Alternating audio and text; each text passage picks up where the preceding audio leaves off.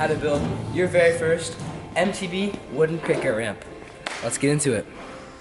Alright, I'm currently getting some 2x4x8s for the ribs of the kicker, which will support the plywood that we put on top. So we're going to be grabbing 9 of these 8-foot long pizzas, so that'll give us 18 ribs because we're going to be cutting them in half to fit them into the kicker because we're making that 4 foot wide. We're getting 2 2x6x10 pressure treated ones for the stringers that are going to go along the bottom of the ramp, like that, if the ramp's like that. Then we're going to get 2 2x6x10s because we're gonna cut that up so we have like some supports going up the ramp. Getting the plywood for the top of the ramp. And we got the other plywood for the sides. Looking good. I'm not excited to spend all this money. We've arrived to the car with the wood. Just spent like 240 bucks. When you're building a wooden kicker, you don't need to do everything we did. You can save some money in some places. You don't necessarily need 2 pieces of plywood for the top or the sides. Yeah, it just depends on the size and the radius and stuff. So yeah, so around $200. It's a good price you should be spending on your kicker. What is he wearing? Why does he have that on his back? We've arrived.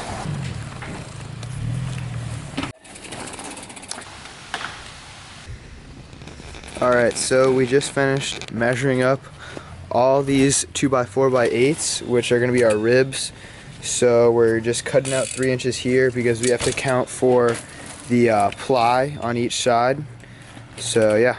Alright, we have got all our ribs cut, and now we are working on drawing the radius for the wooden kicker. So we're going with a 5-foot tall wooden kicker, and we're doing a 9-foot radius. And a way you can calculate how you want your radius is multiply the height you want your kicker by 2 and then subtract 1 for like a normal radius, and then if you want it super steep, subtract 2. So we're doing 5 foot, so 5 times 2, 10 minus 1, 9-foot radius. When you're measuring out your radius, you want to get a string and set it like the distance of your radius away from the center of your board.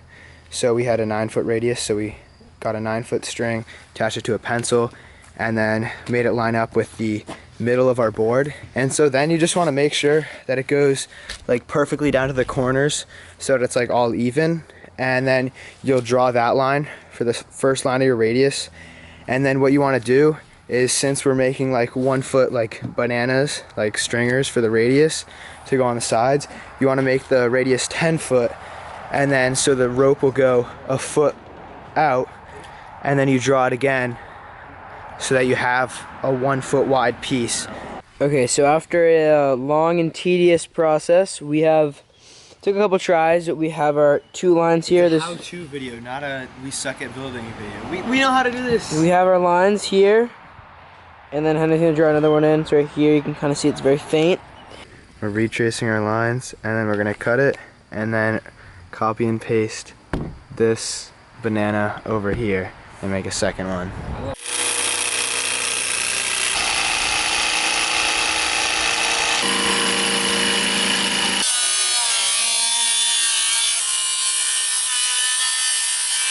Alright, we've now cut out the first banana. So now we're gonna take this, line it up to this line here, line this up to this, and then trace the back side of it to get the second one. And yeah, then we'll have our 2 bananas. Alright, we've got our 2 bananas cut out, that one and that one there. And so now what we're doing is cutting a little corner off here to make it flat so that it can line up against the ground. And then this part here will connect onto another piece that we're going to cut that will stay flush against the ground so that it has a smooth transition all the way up.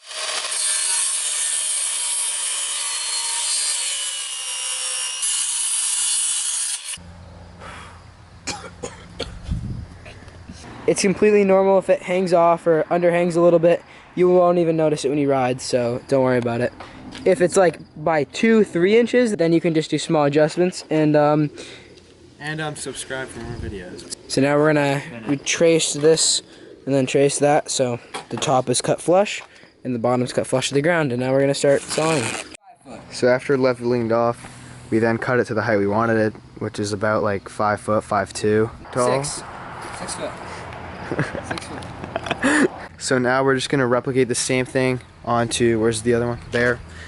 That one there. And after that, we're gonna cut a piece of this because we have the rest of the transition here, which goes from leaves off there and then goes to flat. Right, so we're gonna take that right at the halfway point and like kind of put it up against that, so we have a way more gradual transition to the ground, so it's not so abrupt when you hit the kicker. We've now begun to put the kicker together by installing the ribs, and the first ones you always want to do are like the ones towards the bottom, and then you want to get the top one in, and then you fill them in as you go. You usually want to space them out like 4 to 8 inches depending on like your preference. We did 2 screws. 1, 2, 1, 2. The first 2, bottom and the top, are definitely the most difficult, but other than that, it's a pretty quick and easy process. Definitely recommend having 2 people for this whole thing. And then once we get all these in, we're gonna figure out just about where we want to cut that piece of wood to fit flush with there. This is what it looks like once we put on the extra pieces. It just makes the transition like more gradual than longer. So because we put them on the inside, that means we need to cut the ribs 1.5 inches shorter because the ply is 3/4 inch thick, and then we'll start working on like the supports and bring it down to where it'll need to go. Last 3 ribs of the day. Sheet ribs later. The ramp is in place, sort of. It's not gonna be that big of a gap. So what we just did is we grabbed one of our pressure treated 2x6s. I think we got a 2x6x10. That's gonna be flat on the bottom, and we screwed it into like that part there, and then the supports that are coming down, those will screw into that too. So don't mind this long brace here, that's just to hold it up, but we got our first side brace in, and what you're gonna wanna do is make, depending on the height of your kicker, 2 to 3 of these going down at a bit of an angle to give it support. So we have one at the highest point, and then we'll have one like somewhere down here. And then if you had a bigger ramp, you would want like 3 throughout, and this just gives it support. See you guys later. Henry's heading out, but we just finished. We put that in, and then we ended up taking one of the pieces that was like left from this, and we put it in between there, just for a little extra support. Doesn't hurt. Pretty much done. The only thing we have to do is put the plywood on, which is definitely something that I'd recommend to do with 2 people, because you need someone to hold it for the first few screws and also lay on it so it bends with the transition and it doesn't like pinch and break. But yeah, we'll get to the plywood now. And we're just getting the first couple screws in. The one thing I would note is that when you press it down, it definitely moves around a lot. So if you have ratchet straps or anything like that to keep it down, that'll definitely help. So after we've put this first sheet of ply on, we put another one of the ribs on right here, so you can see they're touching. So then we have something to screw the next little bit of ply. Alright, so now we have the top sheet of ply on here. We've been using washers to help close the gap there, and then we snap lines to know where to screw the screws in. But it's really coming along now. I mean, it's pretty much finished. Just before you put the kicker in, make sure wherever you're gonna lay it is nice and level and decently packed down, which is what I've done here. And I'm pretty much ready to put it in. Just have to put a sheet of ply over the top and it should be good.